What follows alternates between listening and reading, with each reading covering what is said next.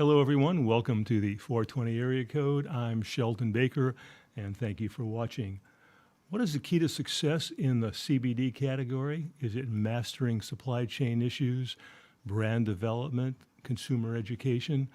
We'll talk with Nicole Brown, who is the Chief Innovation Officer with Open Book Extracts, to hear what she has to say about success, trends, and more right after this important message. Not all hemp oils are created equal. Let Verdant Oasis show you why. Verdant Oasis is a vertically integrated hemp-centric raw material grower, manufacturer, and supplier. We oversee every step from soil to oil. Verdant strains are genotyped and registered by government-regulated seed banks. Our operations are HACCP and GMP certified by SGS International. Verdant Oasis has the most comprehensive global safety dossier for hemp extract, setting the benchmark for FDA acceptance and NDI compliance, the gateway to the food and beverage industry. Our hemp oil ingredients are accepted and authorized by the FDA, USDA, and DEA for interstate commerce throughout the United States. In the UK and EU, our extract is authorized as a novel food. Wholesome and pure, backed by science, legally compliant, and fully integrated with a dedicated innovation center to serve your unique marketing objectives. To learn more about the Verdant difference, visit our website at www.verdantoasis.com. Verdant Oasis, the essence of hemp.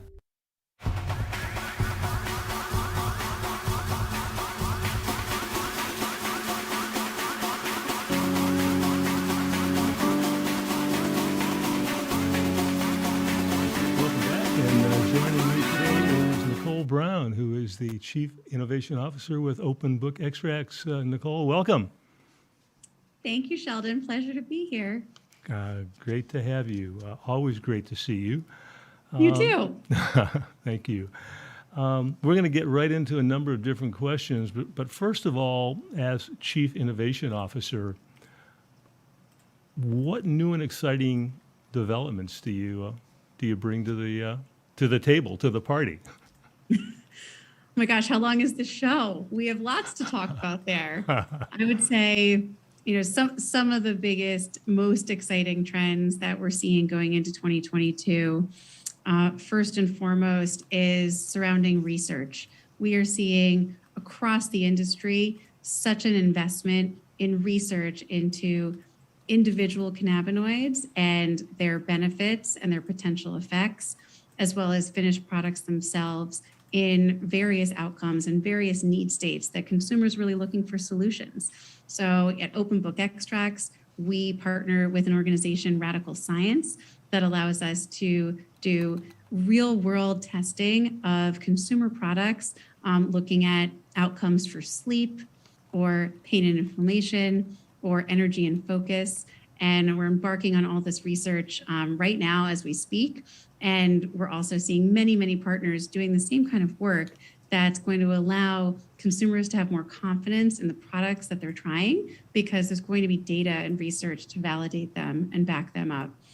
And outside of research as a very broad trend and area of innovation and focus is all of the different types of ingredients and types of products you can make. And so at Open Book Extracts in particular, we obviously focus on cannabinoids and on the non-THC cannabinoids that could range from CBG for recovery and support and relief from exercise or working out, to CBN, which people know quite well for sleep, to THCV, one of our most exciting cannabinoids. And in many ways, we see 2022 as the year of THCV, where THCV can support better energy, better focus, and even help you lose weight.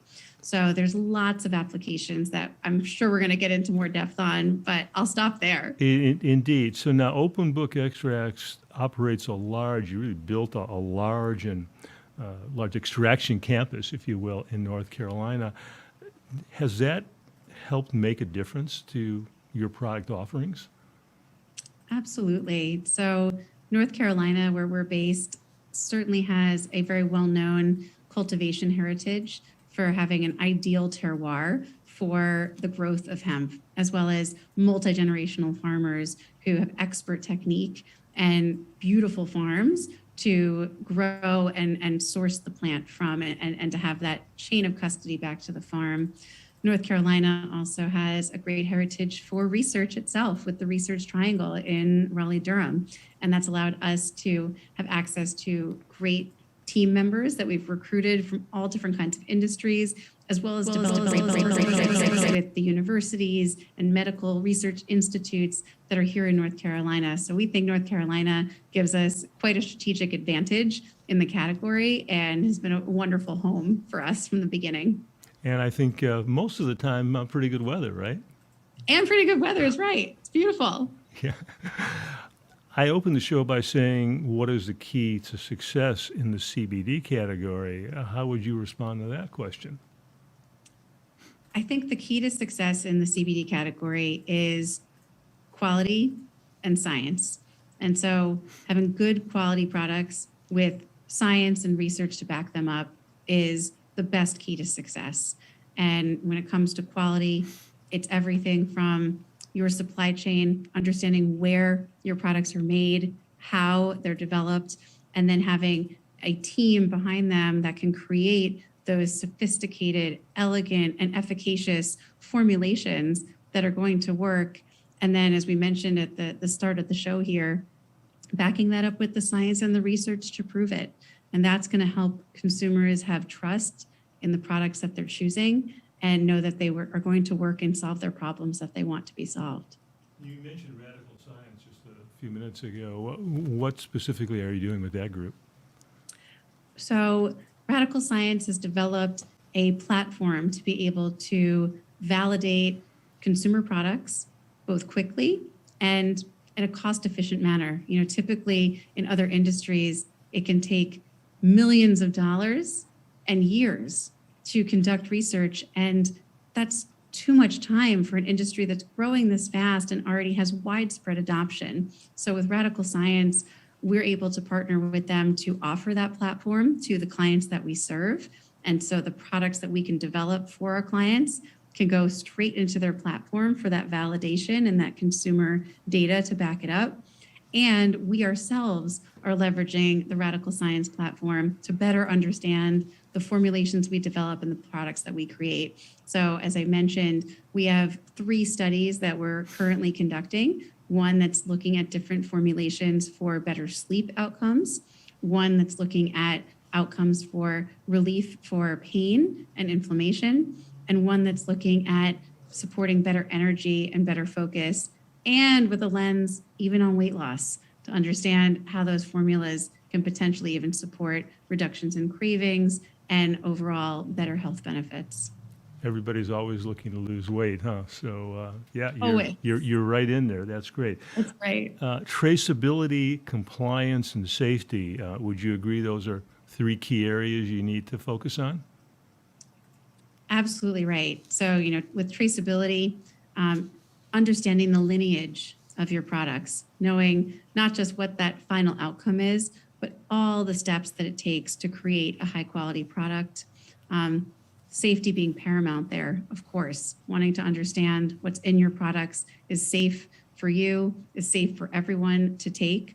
And compliance in the cannabis industry and certainly in the CBD industry, being very familiar with the rules and the regulations that are evolving by the minute and staying up to date with that so that you're creating things that are going to be compliant in the market, where you might be selling direct to consumer online, or you might be on a retail shelf, and having a very firm understanding of what compliance means and how to make sure your products are always going to stay safe and compliant.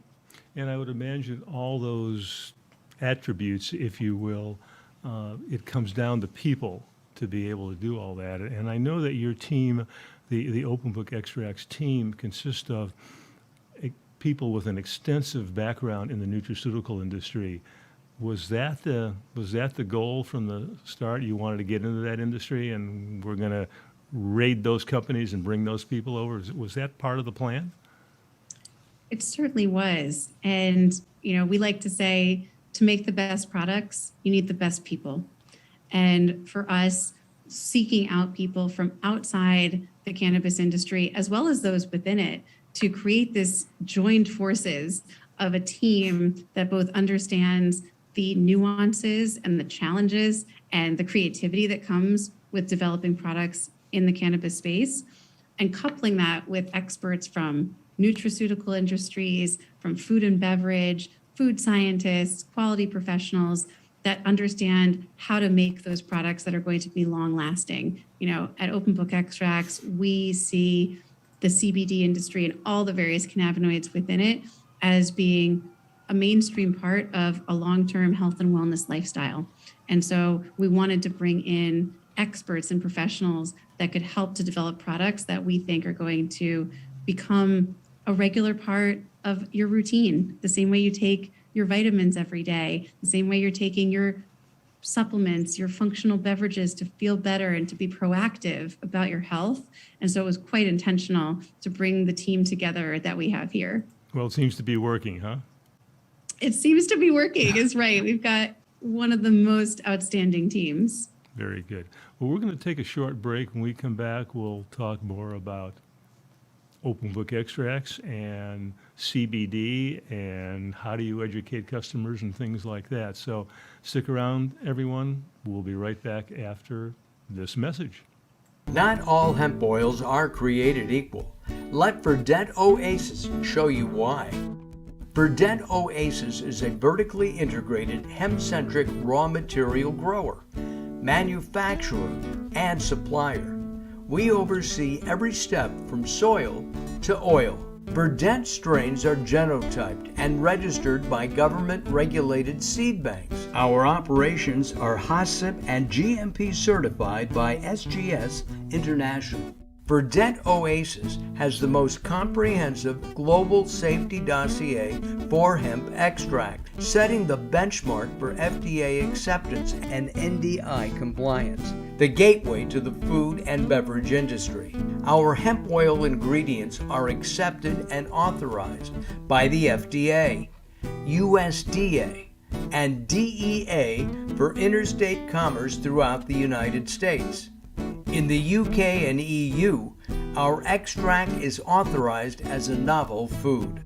Wholesome and pure, backed by science, legally compliant, and fully integrated with a dedicated innovation center to serve your unique marketing objectives. To learn more about the Verdant difference, visit our website at www.verdantoasis.com. Verdant Oasis, the essence of hemp.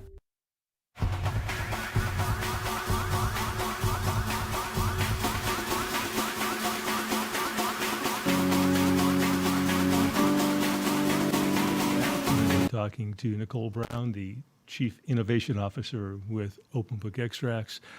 Nicole, I wanted to talk to you a little bit about Open Book being a one-stop shop for companies who are in the CBD industry. You offer just about everything. Would you explain what everything is? Absolutely. So back in 2019, we wanted to start with the foundation of those high quality ingredients. And so we've now expanded that portfolio of ingredients to, over 26 raw ingredient SKUs ranging from distillates to isolates like CBG and CBN and THCV and others. And as we came to market, we became to understand the complexity of the supply chain and the challenges that our clients were facing when it came to having access to high quality formulations and expertise when it came to developing those types of formulations, as well as the manufacturing landscape of finding manufacturers who are having good manufacturing practices that are working in the space and that can be relied upon.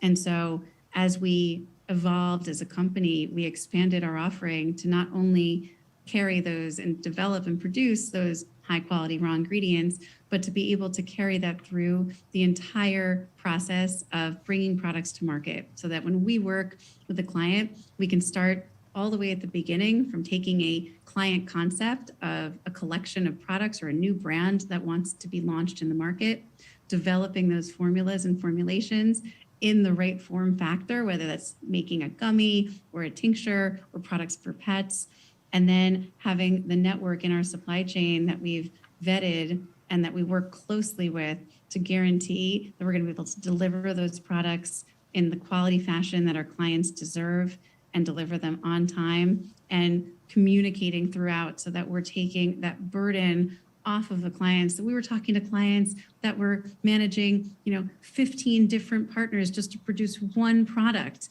and that's exhausting. And so we've simplified that. We've created that trust that you can come to us and that we can take care of take that manufacturing load off of those clients. Let us block and tackle for you, and let you get out there and bring those products to market and do that work on your side. So that's really that one-stop shop that we've been able to bring to market, hundreds of brands successfully to date at this point, and more to come. Fantastic. Congratulations.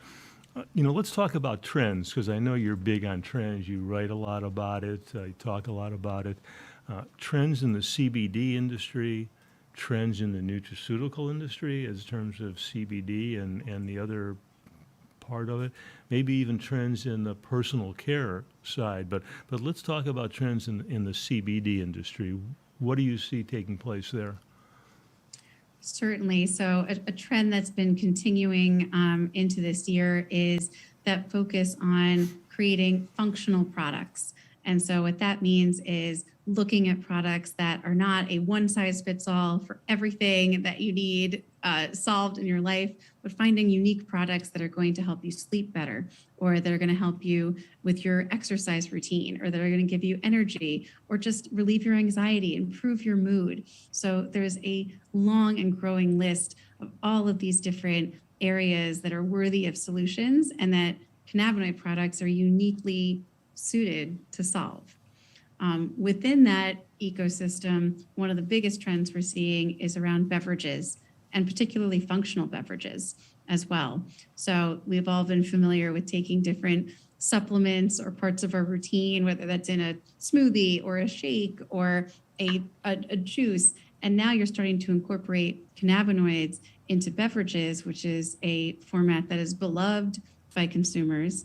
And so there's enough technologies that have advanced to allow for the development of high quality beverages that are going to be sitting on shelves in many mainstream retailers that are opening their shelves and their doors to these types of products that can both be a part of your health and wellness routine, an alternative to alcohol. We're seeing that sober curious movement, or that sobriety movement of people know how damaging alcohol is and has been to our health. Well, there's another way to unwind. There's another way to have that moment of relaxation in your day, and that can come from these types of beverages. So we're seeing the beverage category in particular as one that is continuing to grow and is going to be, I think, a mainstream part of our daily lives and as part of our shopping routines at our regular stores that we go to. Right. And I think beverages are big not only in our country, but they're big globally, aren't they?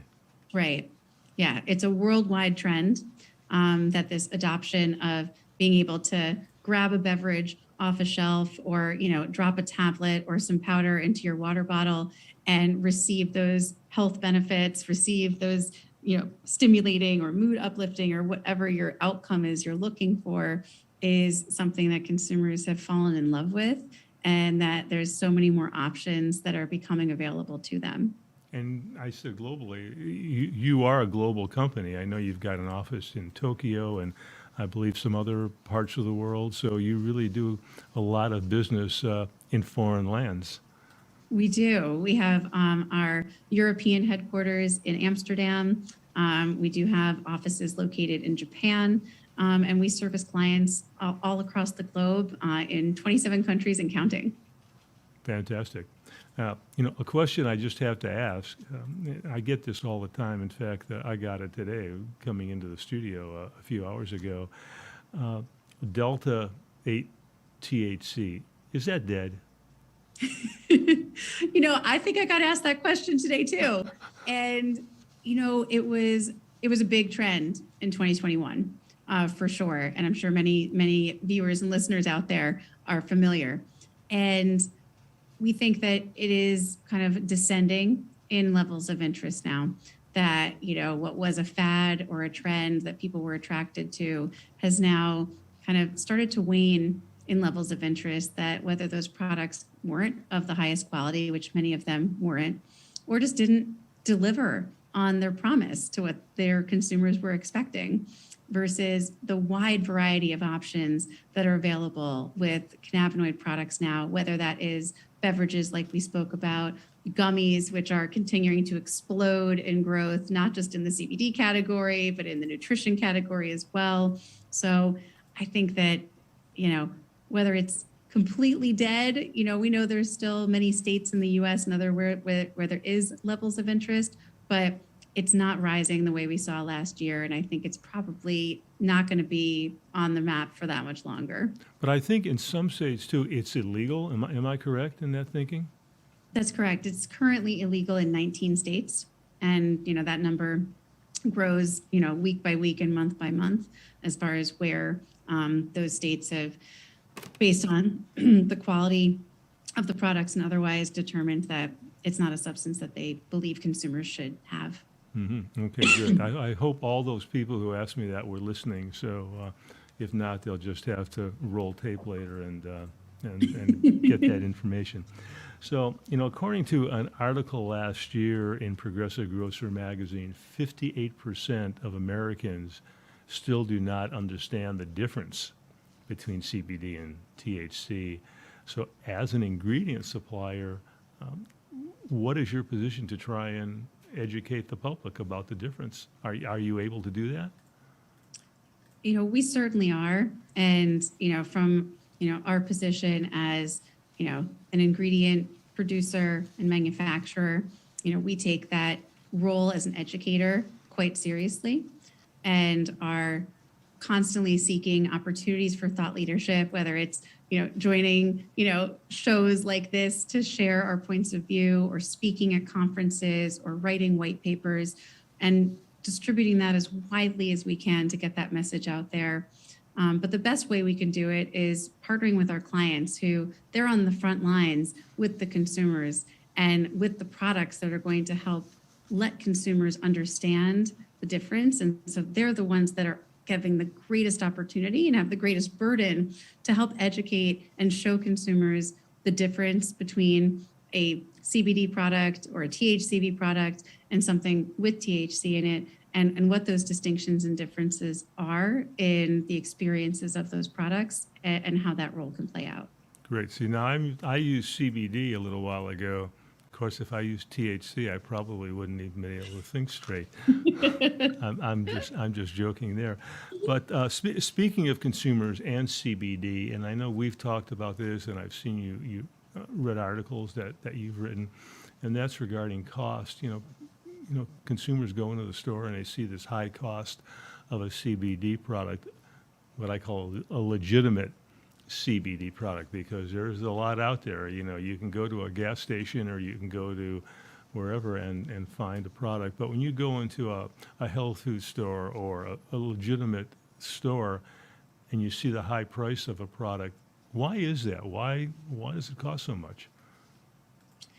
So, it goes back to that lineage of products. And when you're making high quality products, the multiple steps that go into that process. So, going back to the cultivation step and, the cost of being able to grow hemp and harvest and then process. We're sitting right now where I am in a 76,000 square foot facility that is GMP certified. That stands for Good Manufacturing Practices. And that is a delineation that is delivered through annual audits, that you need to be compliant with all different protocols.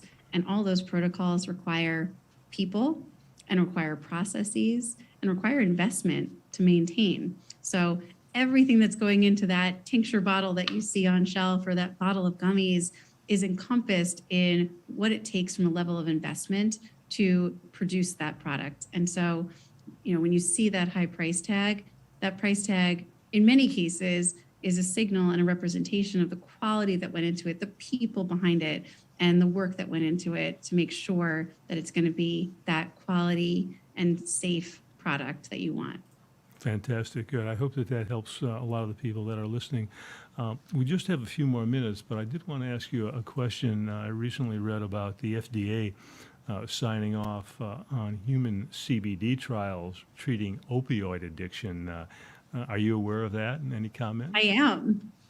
And it's a great step that we see, a regulatory body like the FDA, who up until this point in the industry has not entered into the space to provide any regulatory oversight or guidance. It's been hugely lacking, and it's prevented a lot of the larger companies from participating in the space. That's why you're not seeing those name brand products necessarily in market yet because of that.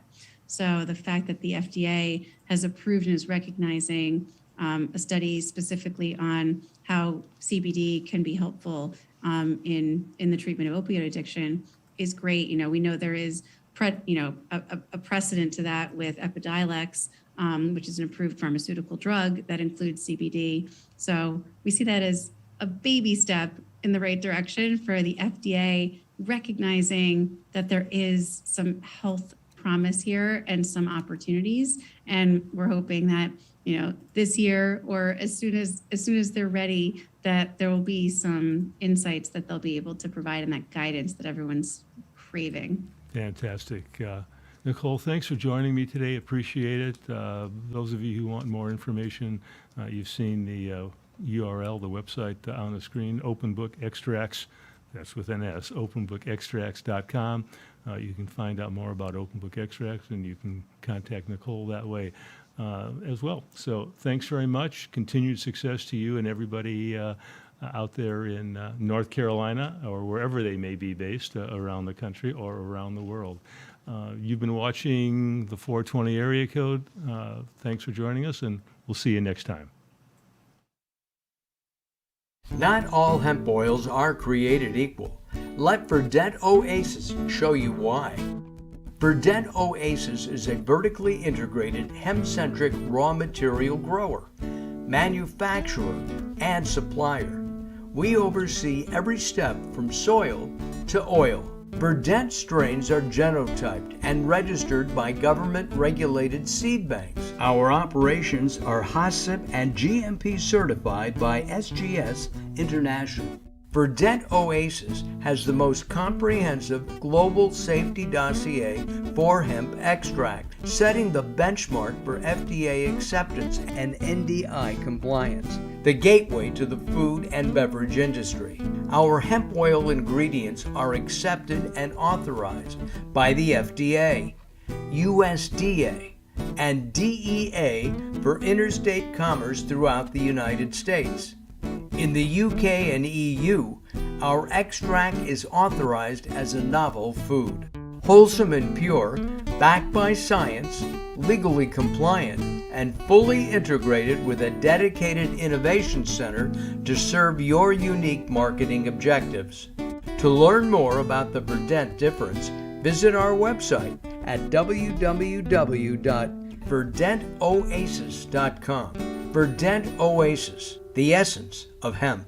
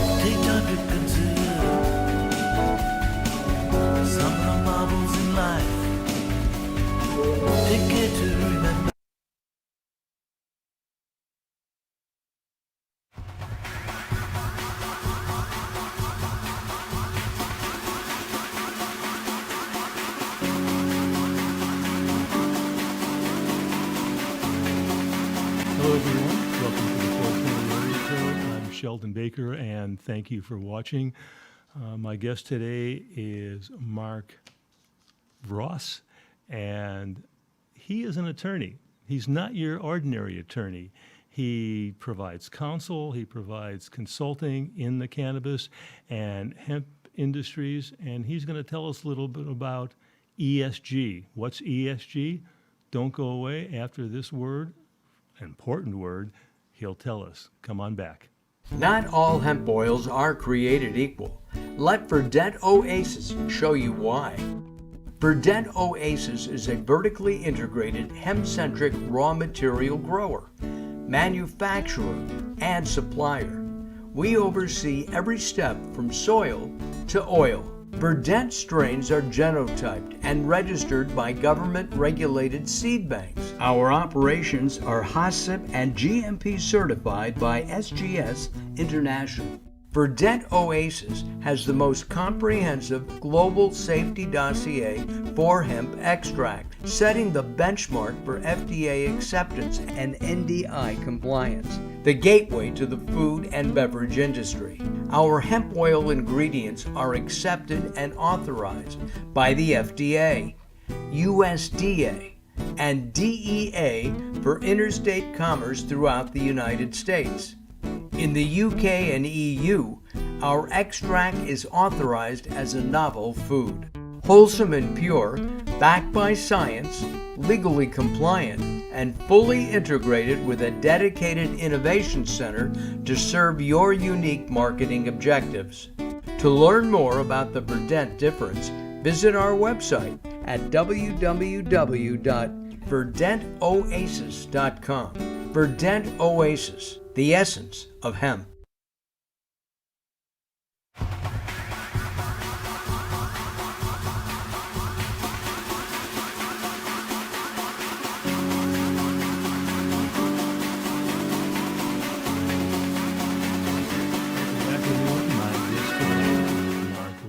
And Marc is the head of Impact and ESG and the co-chair of the Environmental Health and Safety Practice Group at the Denver-based legal firm of Vicente Sederberg LLP.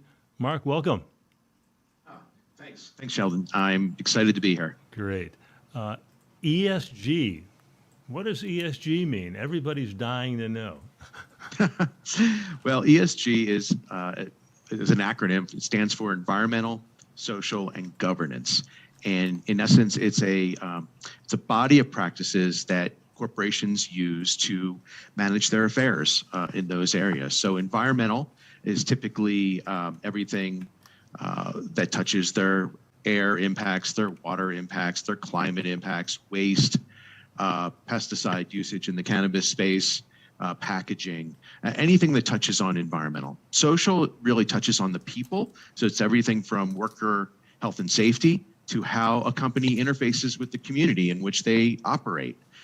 Strategic philanthropy, community engagement, employee engagement, and then governance are the rules and ways that a company manages itself. So it's everything from board diversity to policies around anti-slavery, anti-child labor, to where they invest their money, their how they govern themselves with regard to lobbying, and those sorts of things. And this is becoming a growing area. It's a very analytical area because the idea is to measure one's ES&G so that way you can put all kinds of stakeholders on notice about the impacts, both good and bad, that your company is having. So you've been able to create a nice little niche for yourself in the environmental aspect of what you do, and certainly in this case, cannabis and CBD and some of the other areas. How'd you get into it? It's interesting. I've been an environmental attorney for nearly 30 years in the public, private, nonprofit sectors. And when I decided to pivot my career for the second time to return to the private sector after a long stint in the nonprofit sector, I decided I wanted to do the nonprofit-y stuff, the community building, the employee engagement, the strategic philanthropy, sustainability, leaning into my environmental law background. And a couple key people in 2016 said, you really should look at the cannabis industry. There's not much of that going on in a very strategic ROI, return on investment driven way. And sure enough, I poked around and I had a passion for the plant and a passion for the industry. And I found that there was an opportunity there for me to bring, at that time, 20 plus years of environmental legal experience and community building into the cannabis space to really professionalize this area known as corporate social responsibility. And sure enough, there was that opening, and people started to get me to speak about it and write about it. And then a large multi-state cannabis company hired me in 2019 to strategize and scale nationally their corporate social responsibility program. And away I went. So specifically, when you talk about ESG and cannabis, what does that really mean? Are companies really focusing on it, or do you have to guide them? Well, let's just say there's two kinds of companies. The smaller companies that are recognizing that there are advantages to be gained by starting to get a handle on their environmental impacts, how they treat people in the communities in which they operate, the S, and also to tighten up their governance practices because either they're looking for additional licensing opportunities, or they're looking to attract talent, retain talent, they have pain points in the community, or they're looking for investment dollars. So you've got smaller companies that are just starting to build programs around these areas. And then you've got larger companies that are recognizing, because they are publicly traded, or because they have greater exposures, or because there's institutional investors that are starting to take a look at them, or potential exit strategies to be bought by a non-cannabis company. They know that they need to start to measure analytically these same areas. And so that's kind of what ESG looks like in the cannabis space. It's programmatic for the most part for most companies, but the larger companies are starting to measure their impact from an analytical standpoint so they can report it to a wide variety of stakeholders. So you've been quoted as saying there's a perfect storm brewing around ESG in the cannabis industry. How so? Yeah, I've said the industry is really in the eye of a hurricane right now, without so much as an umbrella when it comes to ESG. Investors, as I just alluded to, are starting to ask questions around ESG. And so you've got them pushing on companies to start to measure and report their ESG. You've got a mostly millennial workforce and a mostly millennial customer base based on the latest statistics that have been gathered around the industry. And we know millennials are driven by purpose, and they're driven by companies that are engaged in sustainable practices and treat both people and planet well. And so they want to work for those companies, and they want to support those companies. So you've got consumers, customers, investors, and then you also have governmental entities. In Europe, it's now required that companies start to measure their ESG and report it. Canada is talking about it, and the SEC is getting ready to roll out climate disclosure requirements for all publicly traded companies. So you've got this perfect storm of various stakeholders pushing on this very new industry to start to measure and report their environmental, social, and governance metrics. So all of these areas of ESG that you've talked about, does that add another layer of cost to the price of the product when the consumer goes into a dispensary to buy whatever it is they're buying? Actually, what we've noticed is that companies that really demonstrate their ESG and dig into this and start to measure are actually able to save money. So sustainable practices, LED lighting, waste recycling, waste reuse, waste reduction, water reduction, pesticide reduction, all the different environmental elements can actually save a company money. And usually the return on investment is much quicker in a cannabis operation than you'll see in other large scale, say, consumer packaged goods operations, where it could be a 10-year ROI on sustainable practices. And in cannabis, we're seeing 1 to 3 years. On social, we're finding that companies that really dig into the social aspects are better operated in terms of having a diverse workforce. We know that companies that have a diverse workforce, have a diversity of thought, are able to attract a different talent, and more high quality talent are able to retain them longer, which saves money as well. And then companies that have governance practices in place are better run companies. And investors see that because they have these policies in place, which reduces the cost of capital for those companies. So, and then there's of course all the marketing aspects for companies that have more sustainable practices, better social impact, better run companies from a governance standpoint. Those companies can then be marketed and can ask for higher pricing. I mean, just think of consumer packaged goods, think about organic. They can ask for more money for their products, and people will pay more money for those products because of these other bells and whistles that are important to consumers these days. Yeah, great. So you're originally from the great state of Pennsylvania, I believe, and then you came out to the great state of Colorado. Was it the cannabis industry that brought you out to Denver and to Colorado? It was not the cannabis industry. I came out to Colorado from the Commonwealth, one of 3 Commonwealths in the country, the Commonwealth of Pennsylvania. In 2004, I had just founded, over a course of a part-time 2-year period, a national environmental nonprofit. We had finally received our tax-exempt status. One of my co-founders was in Colorado. My wife and I loved Colorado. We loved the whole outdoor lifestyle, and it seemed like a much better place for an environmental advocacy organization than Pittsburgh, Pennsylvania, which is where I was at the time. And so then you became affiliated with Vicente Sederberg.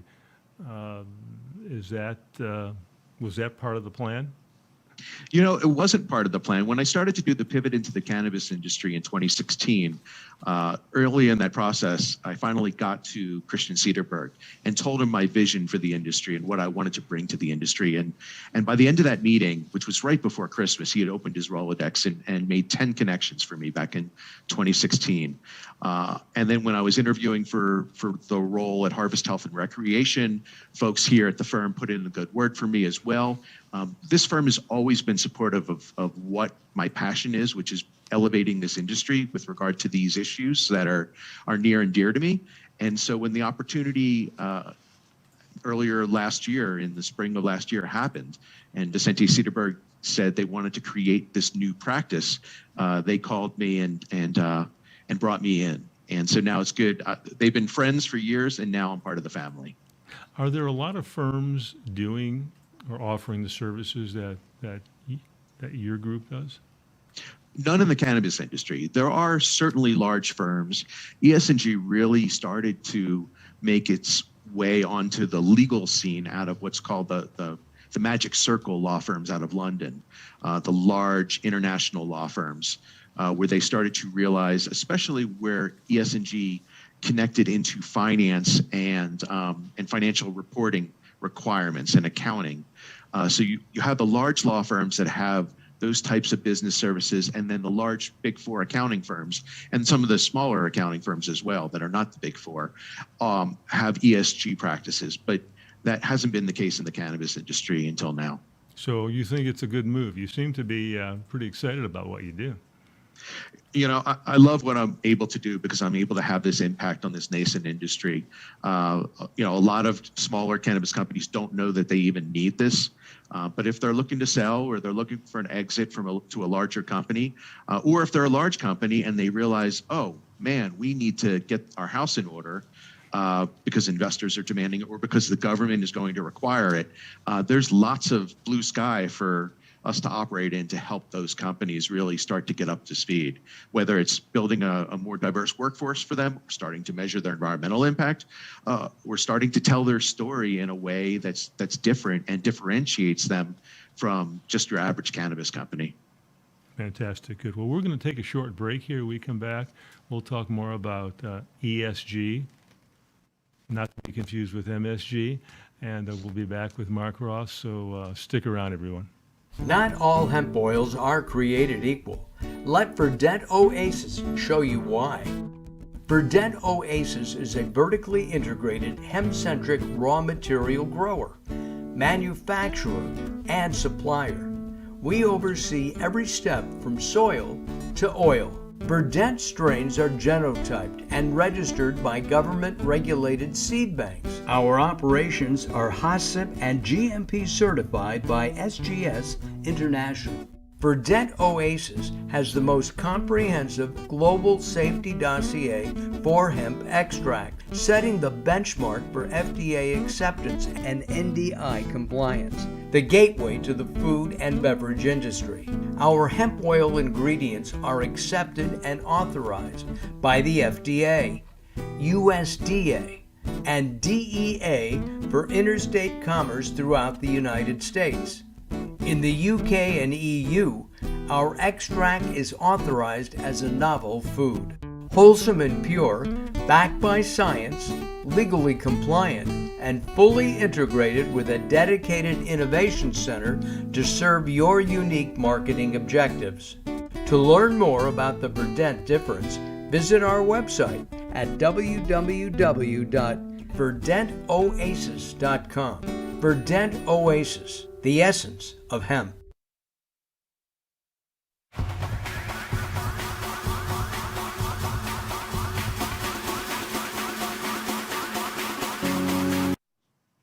Welcome back. We're talking to Marc Ross on the 420 area code. Marc is an attorney with Vicente Sederberg. You know, I think you alluded to what excites you, maybe, or about what you do. But if you could narrow it down to one thing, what really excites you about what you do in your role? I think the most exciting thing about this role in this firm is that Vicente Sederberg is the leading law firm in the cannabis industry. It's been around for 12 years now. It was part of the legalization of cannabis here in the state of Colorado. The firm touches pretty much every major player in the cannabis, hemp, and psychedelic space. So there's a lot of opportunity for me to bring this passion to create better businesses, across those industries. And so the most exciting thing for me is that I get to help create a more ethical and sustainable business or industry, if you will. And so that's the most exciting thing for me. And I get to do things like be the assistant chair to the United States Cannabis Council's Environmental Stewardship Committee, and I get to sit on the City of Denver's Cannabis Sustainability Working Group, and I get asked to speak at a lot of opportunities. I get a lot of speaking opportunities because of the reputation that Vicente Sederberg has. So it gives me a huge platform and a huge megaphone to talk about these issues about which I'm so passionate. So you're the ESG maven, huh? We could call you that, huh? I am an ESG maven. There are a few of us out there now in the cannabis space, but it is still a very small club of folks that actually know ESG. There are a lot of companies out there that will title something ESG, but it's really programmatic. It's really corporate social responsibility, and so we're really on the leading edge of bringing ESG to an industry that desperately needs it. Do you yourself do any work, global work, or is it just all here in the States? My work right now at Vicente Sederberg is just in the States. I've worked globally in the environmental legal world, though. Great. Okay. I don't know if you really touched on this, but in your mind, what does the ideal ESG program look like for a cannabis company or a CBD company, and is there a difference? No difference. Same plant, different name, different products, but the practice would look the same for both, and that would be companies would have very thoughtful metrics around ESG. So, for example, they would be measuring their environmental impacts. They would be taking a look and measuring their social impacts. They would be starting to implement governance policies that they can measure. They would be reporting all of that to a third-party framework. So when I mention a third-party framework, there are a number of them out there. It's an alphabet soup right now. It's slowly consolidating because, frankly, both the regulators at the federal level as well as the investment world are all consolidating these various frameworks. So they go by names such as SASB, the Sustainable Accounting Standards Board, or TCFD, or the GRI, the Global Reporting Initiative. There's the United Nations Sustainable Development Goals. There are all these different frameworks out there that are slowly but surely consolidating. And I think when the SEC issues their climate reporting requirements, they're going to have some conglomerate of these standards. Europe is starting to have a conglomerate of these standards, which are really built around accounting and disclosure for investors. And so I think when cannabis companies start to report against these frameworks and start to publish how they perform against these frameworks, and you can start to compare a cannabis company to another consumer packaged goods company or to another agricultural operation, another manufacturing operation, in hemp, perhaps another textile company, then we're going to see this normalization of this plant alongside of all of these other industries. And that's when we know that ESG has really taken hold in this industry. We didn't discuss, or we haven't discussed, environmental policies from a federal standpoint, from a federal legalization standpoint. How does that play into all of this? Right now, what we're seeing is, for the most part, the EPA is sitting on the sidelines. Most federal agencies are sitting on the sidelines because cannabis is obviously not federally legal, so they're not going to spend money on cannabis companies for the most part, unless there's really egregious criminal activity going on. At the state level, we have this interesting disconnect where with new states that are coming on board, and we'll put California aside because California is a different animal unto itself when it comes to environmental law. But for the most part, you've got, say, cannabis regulators that are out there following whatever the new cannabis regulations are and trying to hold operators accountable vis-a-vis those cannabis regulations. And then you've got environmental laws and regulations and health and safety laws and regulations. Different set of regulators for the most part. And they're sitting on the sidelines. And so I think what we're going to see when we have federal legalization, like every other environmental law, the feds are going to push on the states. Some states have primacy, which means they take control over the implementation and regulation and enforcement under the Clean Water Act, the Clean Air Act, waste laws, and things like that. And if states aren't doing it, then the feds come in and overfile, what's called overfiling, and bring enforcement actions against operators in those states. When we have federal legalization, there's going to be pressure from the feds, the EPA in particular, on the states to enforce environmental laws against cannabis companies. Right now, we don't have that kind of pressure, and I think it's only a matter of time. Even before federal legalization, I think states are starting to wake up. We're starting to see an uptick in state environmental health and safety enforcement against cannabis companies because many of them are out there without any kind of depth with regard to environmental health and safety regulations. They know cannabis compliance really, really well, but most of the environmental or compliance people at cannabis companies don't have deep experience in the Clean Water Act, the Clean Air Act, RCRA, CERCLA, TSCA, Safe Drinking Water Act, the whole panoply of environmental regulation, or even OSHA beyond some limitations around OSHA. So I think you're going to see a lot of pressure around compliance, and you're going to see a lot of enforcement action as cannabis companies start to get under the microscope with regard to these important community-oriented issues as well as environmental issues. Sure. And when you talk about California being a different animal, I'm assuming you're speaking about Prop 65 in particular, correct? Up 65, CEQA, I mean, cannabis companies have to go through intense review to get licensed, including environmental review, which isn't necessarily the case in most states. So California is a different animal, much further along. And we're starting to see some enforcement in California already against cannabis companies. A lot of times it's around stream diversions, it's state fish and wildlife enforcement, as opposed to Cal EPA or whatnot coming in and enforcing them. Would you say that Colorado, which was the first to be out there to legalize cannabis, that they're also a leader on the environmental side as well? You know, we're not seeing much environmental enforcement against the cannabis companies here in Colorado. And I don't think it's because our companies are necessarily 100% in compliance with environmental health and safety laws. I think it's no different in, say, Pennsylvania or Massachusetts at this point. or any other state where there's cannabis. I think you've got the cannabis regulators knowing cannabis law, enforcing cannabis law, environmental regulators not knowing cannabis companies and cannabis operations sitting on the sideline. I don't think Colorado is any different than any other state right now where that sits. Okay. All right. Any lawsuits? I know you probably can't get into that, but I'll ask you at any lawsuits or any other legal issues that are out there that could help change the way the situation is right now for the better?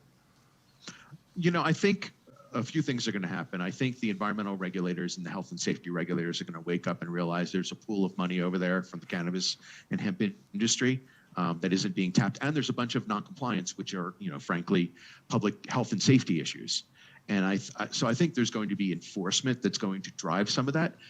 On the other hand, I also think as companies start to screen for environmental ESG, environmental, social, and governance practices, companies are going to self-identify through those screens that they've got compliance issues. Compliance is a huge part of environmental ESG, environmental, social, and governance. And so you're going to have companies that are going to discover from a compliance standpoint that they're out of compliance. You're going to have enforcement actions. And I think somewhere in between, it's going to move the ball forward so that we have a much more environmentally compliant and safe industry overall. And you talk about from a monetary standpoint, but I would think that as the whole environmental picture grows and an understanding from companies that it's another job creator, yes? For With these regard to it, well, companies, sure. I yeah. mean, companies are going to need to hire environmental health and safety professionals that understand this whole other world in cannabis companies. Some large companies have environmental health and safety departments. Most cannabis companies just have a compliance person or two or three or five that aren't necessarily environmental health and safety professionals. They're cannabis compliance people. So there is an opportunity for jobs to go along with getting companies up to snuff with regard to compliance. Fantastic. So we've been talking to Marc Ross. He's an attorney. He's an ESG attorney with Vicente Sederberg. Anybody out there listening, watching, wants to get a hold of you, the website is the best way? Website's the best way, VicenteSederberg.com. I can be reached through there. And, I welcome anybody to reach out to me if they are interested in this area or if they're a company that has particular concerns around environmental, social, and governance or environmental health and safety. Fantastic. Good. Marc, thanks for joining us. Thanks everybody out there who's been watching the 420 area code. I'm Sheldon Baker, and we'll see you again next time.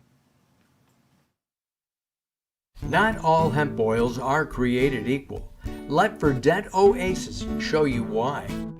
Verdant Oasis is a vertically integrated hemp-centric raw material grower, manufacturer, and supplier. We oversee every step from soil to oil. Verdant strains are genotyped and registered by government-regulated seed banks. Our operations are HACCP and GMP certified by SGS International. Verdant Oasis has the most comprehensive global safety dossier for hemp extract, setting the benchmark for FDA acceptance and NDI compliance, the gateway to the food and beverage industry. Our hemp oil ingredients are accepted and authorized by the FDA, USDA, and DEA for interstate commerce throughout the United States. In the UK and EU, our extract is authorized as a novel food. Wholesome and pure, backed by science, legally compliant, and fully integrated with a dedicated innovation center to serve your unique marketing objectives. To learn more about the Verdant difference, visit our website at www.verdantoasis.com. Verdant Oasis, the essence of hemp.